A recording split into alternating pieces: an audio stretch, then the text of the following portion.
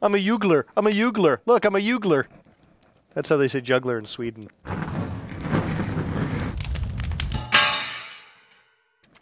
What, you got one more lap? No, I'm waving the white flag on behalf of Jimmie Johnson. You're finally willing to concede that Jimmie Johnson is done. I am, and I think it's unfortunate for him that he finished so poorly at Talladega because a lot of guys had problems, and if he'd finished up along with Carl Edwards, he would have maybe a shot at it, but yet he I think didn't. It's over. I'm Buzz Cutler, that's Bassmasters, talking Talladega and the fortunes of not only Jimmie Johnson, but the entire Hendrick Motorsports crew, whose strategy just sort of flew up in their face and exploded right there in their face. Well, you can understand the strategy, right? And Dale Jr. said it didn't work, and he said pretty clearly, you don't want to lead a bunch of meaningless laps. At the same time, you don't want to sit there in the back either. It's not that much fun. What they hoped to do was avoid the problems. They did that, and then make a charge at the end. They didn't do that. What's interesting is Clint Boyer said he felt like running at the front prepared you for the end game of the race, whereas if you just hang out in the back, you haven't been up there, you haven't been slicing and dicing, you're not ready. Well, that could be, but I think the main issue for Hendrick was they got a late caution, which made it a 2-lap run to the finish, and it wasn't really enough time, especially with Jimmie Johnson and Dale Jr. having to swap positions. Listen to Jimmie explain that. We had some issues with my car overheating late in the race due to some debris from that last caution, and Junior and I had to swap positions on the restart, and the time it took us to get organized, the pack drove off and was gone, so really a bummer there.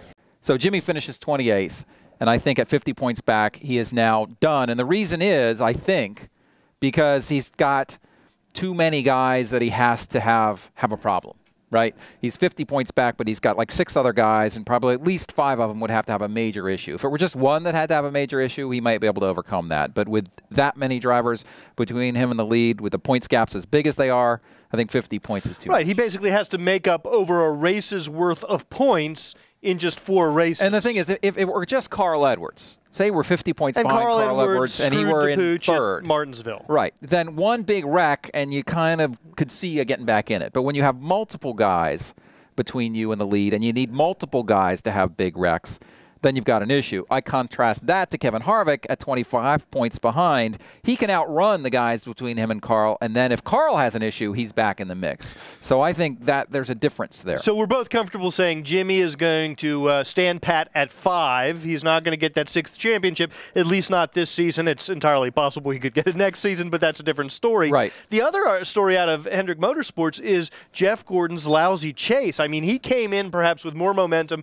and more strength than almost anybody else in the garage, and he's just been nowhere in the chase. Some of it not his fault. Right. Some of it just not. Well, Chicagoland, I think, was, in hindsight, a real cautionary tale for that team because they just didn't perform at Chicagoland as you expected. And it's been kind of downhill from there. If you listen to Jeff talk about his Talladega experience, he got hung out to dry by the 21 car. Well, and can we talk about that? Because my understanding is that Jeff Gordon said, hey, Trevor, you want a draft? And Trevor said, yeah, sure, man. I'll draft with you, dog. And then, after agreeing to draft, to work with Jeff Gordon, hung him out to dry. Trevor Bayne, if you're not going to draft with the man, tell him so. Just say, no, I can't. I got to go with Matt Kenseth. It's a Ford deal. But don't say, yeah, I'll draft with you, and then hang him out to dry. Where's your integrity, boy? Well, his integrity was with a Ford camp. No. Matt Kenseth needed help. And not only that, but so it's a man's prerogative to change his mind. It's a man's prerogative to change his mind. I don't fault Trevor Bayne for that. You're supposed to be this young, upstanding citizen give me a with break. moral rectitude. You have no scruples, boy. All right. Leave that aside. Trevor, you're fine. The other point I'd like to make when we talk about... You just dismissed me. With a wave of the hand.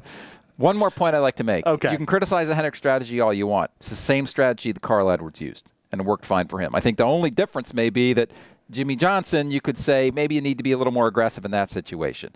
But well, I think that's an important point, though. Jimmie Johnson basically laid up, right? Whereas... No, he had a different strategy for getting to the end. Can you win championships playing it conservative and playing it safe? Well, let's be honest, though. Leading a bunch of laps in the middle of the race, Matt Kenseth did that, and he finished 18th. So you know, it doesn't guarantee you anything. Everybody knows it's how you play the end. It didn't work out for them. I'm not sure that invalidates the strategy.